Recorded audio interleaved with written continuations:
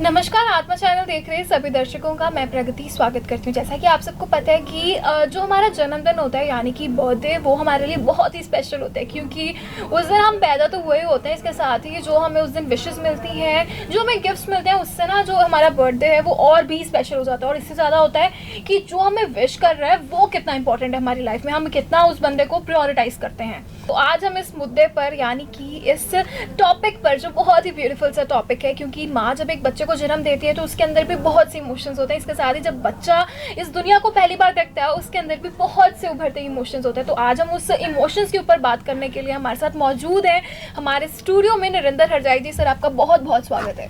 धन्यवाद। सर, सबसे पहले हम जानेंगे जन्मदिन का मतलब क्या होता है और इसकी विशेषता क्या है?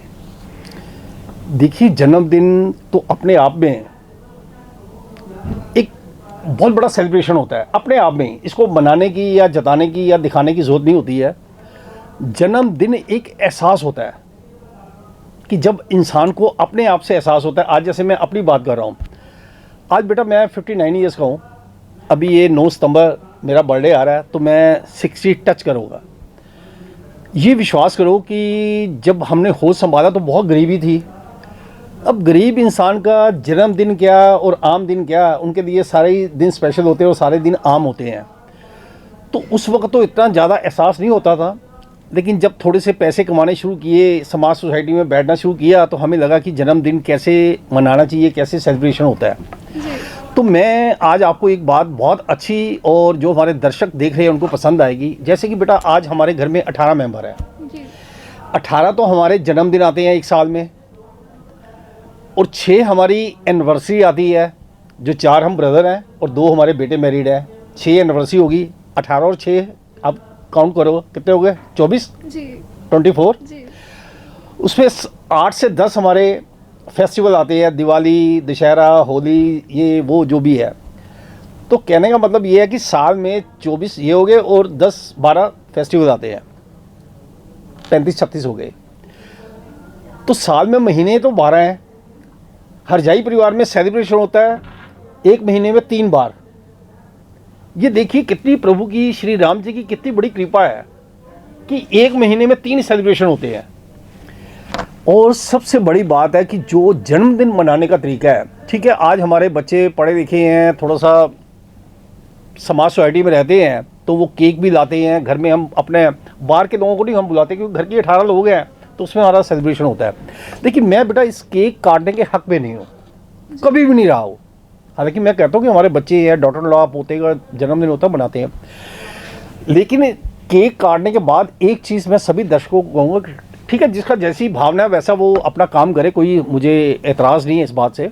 लेकिन मैं चाहता हूँ कि जब भी आपका जन्मदिन हो, आपके परिवार के किसी भी सदस्य का या मैरिज एनिवर्सरी हो, आप गौशाला जाकर गाय को चारा जरूर खिलाएं। बिल्कुल। इसके अंदर आपकी उम्र में, आपके सुख में या परिवार की जो अटैचमेंट होगी उसमें बहुत इजाफा होगा। ये छोटी सी बात है। आप केक पे, खाने पीने पे पैसा इतना खर्च करते हो, और अगर आप गाय को चारा खिलाएंगे तो मुझे लगता है कि ये सोने पे सुहागा होगा। नंबर 2, अपने जन्मदिन पर किसी का भी हो या एनिवर्सरी हो, कोई भी 5, 7, 10 लोगों को, जो गरीब लोग हैं उनको खाना जरूर खिलाएं। जो मैं रूटीन में हर साल जो भी हमारे बर्थडे आते हैं तो हम गरीबों को खाना खिलाते हैं, जितनी किसी की जो गुंजाइश है। भले आप एक इंसान को खिलाओ, मतलब हम 8 से 10 लोगों को खाना खिलाते हैं, लेकिन उसके अंदर भगवान का सिमरन करो। और एक चीज़ मैं ये कहूँगा कि जन्मदिन का सबसे बड़ा प्लस पॉइंट और माइनस पॉइंट क्या होता है? प्लस पॉइंट तो ये है कि भगवान ने खुशियाँ दी है, आपका 1 साल और आगे आप बढ़ रहे हो, क्योंकि जब जन्मदिन होता है तो लोग मुबारकें देते हैं। अगर इसका बेटा दूसरा पहलू देखा जाए तो आपकी उम्र कम हो रही है। आज मैं अब 60 ईयर्स का होऊंगा तो मैं अपनी एज मेरी बढ़ रही है, और मैं, वो कहते हैं ना, मौत के करीब जा रहे हैं हम। ये एक यूनिवर्सल ट्रूथ है ये। लेकिन इसके अंदर मैं उन लोगों को ज़रूर आग्रह करूँगा, निवेदन करूँगा, अपील करूँगा, जो लोग जन्मदिन पे ये मांस, मदिरा और इसका सेवन करते हैं, जो करते हैं वो करते रहे, मुझे कोई किसी को समझाने की मुझे ज़रूरत नहीं है। लेकिन मैं एक दिन अपने देशवासियों को कहूँगा, ये जन्मदिन आपके घर में बेटे का है, माता का, पिता का, आपका है, बीवी का, किसी का भी है, इस दिन आप एक सेवन ना करो मदिरा या ये जो मांस मच्छी जो भी लोग खाते हैं, एक दिन इस दिन को खास छोड़ दो आप, तो ये आप लोगों का भला होगा। आपका जन्मदिन पे ये एक बहुत बड़ा एक क्या कहेंगे आप, एक अच्छा दिन होगा आपका कि आप एक दिन इसको थोड़ा सा सेक्रीफाइस करो। एक चीज़ और कहना चाहूँगा, बोल दो बेटा एक बात और। बिल्कुल बिल्कुल। जन्मदिन नरेंद्र हरजाई एक बात सबको कहना चाहेंगे, मुझे एक्साइटमेंट इतनी होती है अपने जन्मदिन से। अब 9 सितंबर को मेरा जन्मदिन है, 10 सितंबर से फिर मैं 9 सितंबर का इंतजार करूँगा। बिल्कुल होता है सर। ये होता है। मुझे एक दिन के बाद 10 सितंबर को फिर मैं 1 साल का 9 सितंबर का इंतजार करूंगा कि मेरा जन्मदिन आना। इस दिन मैं बच्चों की तरह ना बहुत एक्साइटमेंट होती है मुझे। और मैं अपने माता पिता को तो खैर चलो हमेशा ही वो याद रहते हैं, लेकिन मैं कहता हूँ कि मैं देखो ना अपने माता पिता का कितना धन्यवादी हूँ कि उन्होंने मुझे जन्म दिया। और मैं एक चीज़ बेटा और भी कहना चाहूँगा कि मैं ये सोचता हूँ कि यार मेरे माता पिता ने मेरे को जन्म दे के कोई गलती तो नहीं की है। मैं अपने माता पिता को मजाक में ये कहता था कि पिताजी माताजी आपने 3 हमारी बहनें हैं और 3 भाई हैं, तो मुझे क्यों जन्म दिया आपने, तो कोई आपने गलती तो नहीं की। तो वो बड़े मुस्कुरा के बड़े खुशी से कहते थे कि बेटा आप जैसा बेटा तो हर घर में पैदा हो। ये मेरे माता पिता की ब्लेसिंग है।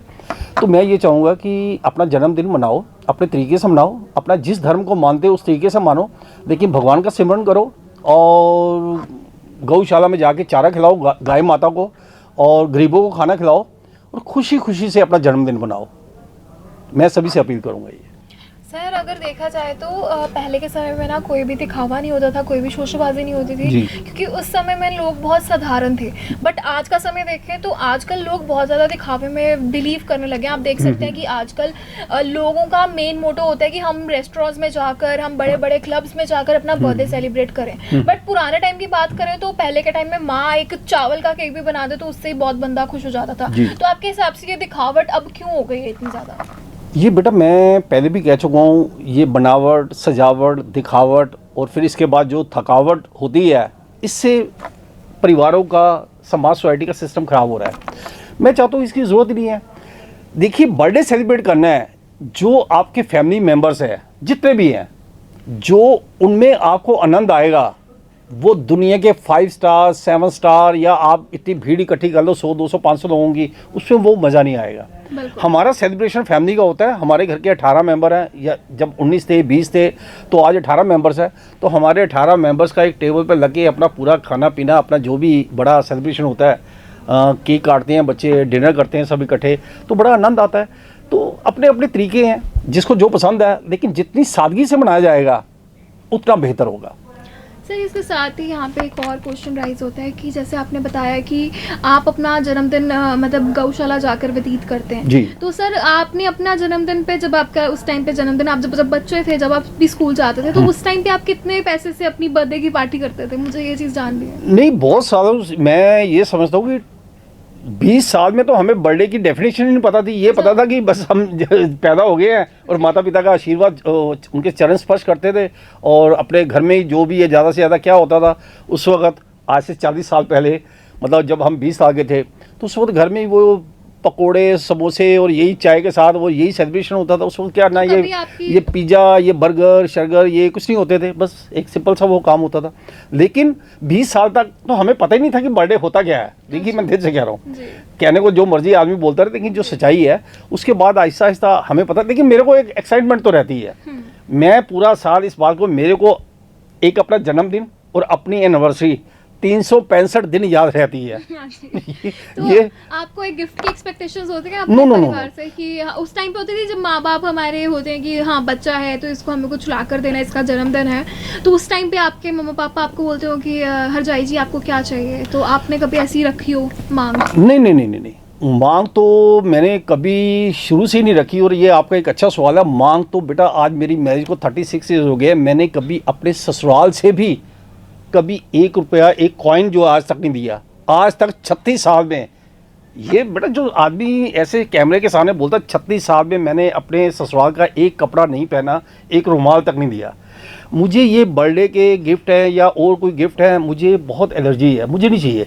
मैं सबसे चाहता हूँ, मैं तो चाहता हूँ 140 करोड़ मुझे दुआएं दे, ब्लेसिंग्स दे। मुझे बेटा धन कमाना हो ना तो मेरे पास ये रास्ता है जो मुझे भगवान ने सद्बुद्धि दी है, इससे मैं धन कमा सकता हूँ, स्टेज शो कर सकता हूँ, तालियां दे सकता हूँ, पैसे इकट्ठे कर सकता हूँ, लेकिन मुझे नहीं चाहिए। मुझे पता कि भगवान ने ये जो मुझे ज्ञान जो नॉलेज दी है ना, ये फ्री में दी है, ये मेरा बोनस है और मैं फ्री में बांटता हूँ। मैं भी माइक पकड़ के स्टेज पे सूट बूट टाई लगा के मैं भी कर सकता हूँ, लेकिन क्या जरूरत है? भगवान ने हमें जो दिया हुआ हम उसी में संतुष्ट हैं। मैं कहता हूँ सबका भला हो और कभी जीवन में कभी किसी का बुरा ना करो आप। जी। तो आपको आज के समय में क्या डिफरेंस फील होता है? जैसे आजकल आप देखते हैं आपके बच्चे भी हैं, हमारी भी फैमिलीज हैं, तो आजकल क्या होता है कि बच्चे ना काफ़ी ज़्यादा वो हो जाते हैं इन्फ्लुएंस की, हमें ना अब हमारे बर्थडे को बहुत ग्रैंड सेलिब्रेट करना है। जी।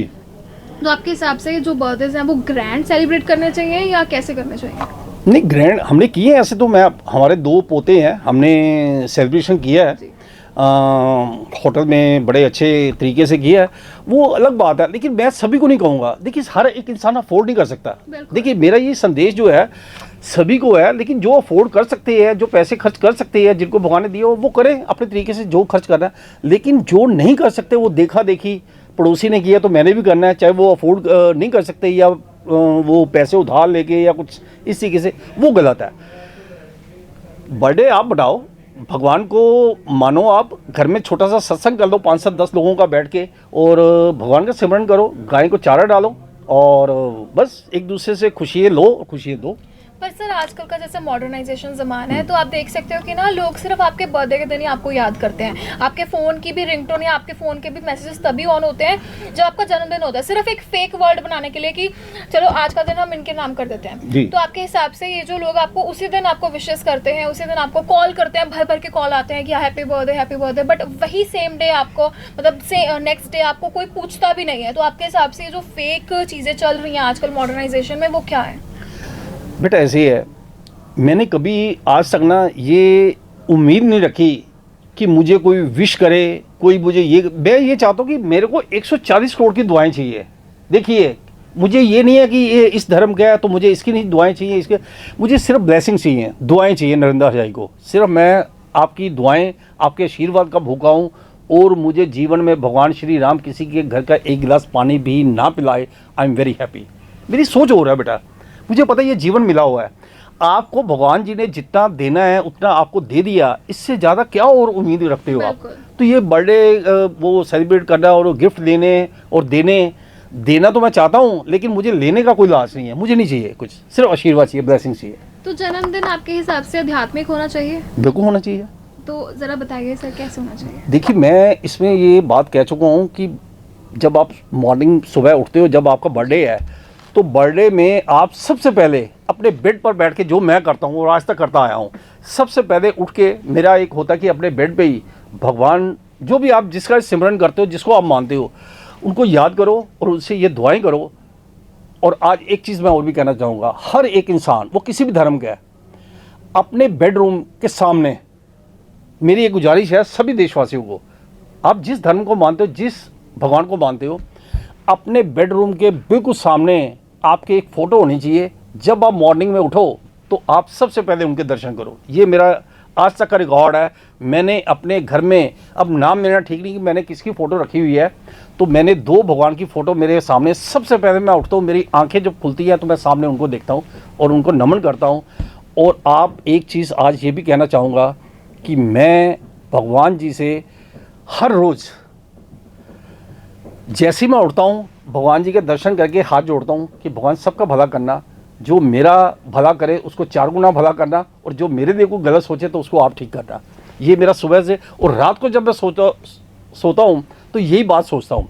इससे क्या होगा, ये जो भी दर्शक देख रहे हैं, ये उनके लिए एक बेस्ट मेडिसिन है। ये एक आपको ट्रीटमेंट ऐसा मिले, क्योंकि भगवान को जब आपने साक्षी मान लिया। और एक चीज़ मैं और कहूँगा कि आप दिन में भगवान जी से एक बात कहो सुबह उठते ही कि भगवान जी मुझे जो दिखाना अच्छा दिखाना, मैं जो शब्द बोलूं वो अच्छे बोलूं, मैं जहां जाऊं आपने मेरे साथ रहना है, आपने मेरा साथ देना है, आप मेरे सार्थक बनो। तो इससे क्या होता है कि आप अगर कोई जीवन में परिवार के अंदर कोई ऊंच नीच बोलते हो ना, तो भगवान आपको कंट्रोल करेगा, बिल्कुल। क्योंकि आपने भगवान को साक्षी मान लिया ना।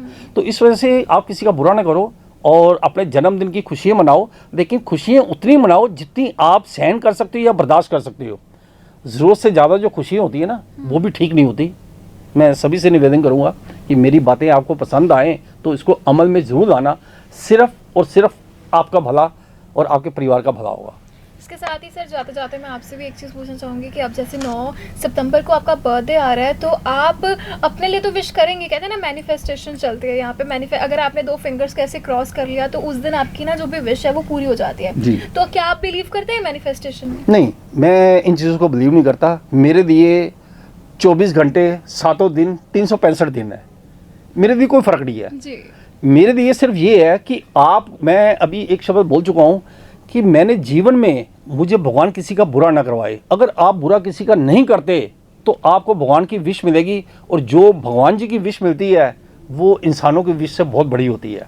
तो मैं चाहूँगा कि जीवन में किसी का बुरा ना करो और अपने परिवार से ज़रूर प्यार करो। जो इंसान अपने परिवार से प्यार करता है, नरेंद्र हरजाई सिर झुका के उनको नमन करते हैं।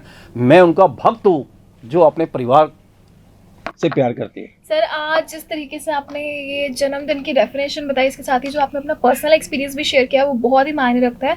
क्योंकि जिस तरीके से आपने बताया ना कि हमें ये दिखावा, ये सजावट और ये सब चीज़ों में नहीं बिलीव करना चाहिए, क्योंकि जो हमारे एंड तक टाइम में हमारे साथ जो आएगा वो है आध्यात्मिक ढंग से मनाना। क्योंकि अगर आप गौशाला जाकर अगर आप गाँव की सेवा कर रहे हैं, उसके साथ ही उनके साथ थोड़ा समय भी बिता रहे हैं, तो हो सकता है जो आपका जन्मदिन है वो और भी ग्रैंड हो जाए, बेटर देन अगर आप अल्कोहल वाली साइड जा रहे हैं तो वो तो फिर चलो टेम्पररी खुशी है, बट ये जो सुकून आपको मिलेगा मंदिर जाकर माँ बाप के आशीर्वाद लेकर, वो अलग ही होगा। सो आशा करती हूँ कि जो भी हमारे दर्शकों के जन्मदिन अभी आ रहे हैं या फिर जा चुके हैं, वो अगले साल या अभी आने वाले टाइम में जब भी उनका जन्मदिन है, वो अपने बर्थडे को इसी तरीके से आध्यात्मिक ढंग से मनाएं। ना सिर्फ आध्यात्मिक ढंग, जो चीज़ें हैं वो इक्वली उन्हें मैनेज करनी चाहिए। बेशक वो एक सोबर तरीका है, या फिर आप ग्रैंड करना चाहते हैं, या फिर आप ऐसे रिलीजियसली आप मनाना चाहते हैं, वो सब आपके ऊपर निर्भर करता है। सो जाते जाते नरेंद्र सर को हम बहुत ज़्यादा थैंक यू बोलेंगे कि वो इतना कीमती समय निकाल कर हमारे साथ मौजूद रहे। सो आशा करते हैं कि हमारा आज का एपिसोड आप लोगों को भी अच्छा लगा होगा। आज के लिए धन्यवाद। मैं एक चीज कहना चाहूंगा सभी दर्शकों को कि 9 सितंबर 2024 को आपके नरेंद्र हरजाई, आपके भाई, आपके अजीज, आपके दोस्त, आपके मित्र 60 साल के हो जाएंगे। मैं चाहूंगा 9 सितंबर को आपने नरेंद्र हरजाई को सिर्फ और सिर्फ दुआएं, ब्लेसिंग्स और आशीर्वाद देना है, ताकि मैं समाज, सोसाइटी को आप ऐसे ही सबका भला कर सकूं। सभी को नमन, सबका भला। धन्यवाद। धन्यवाद।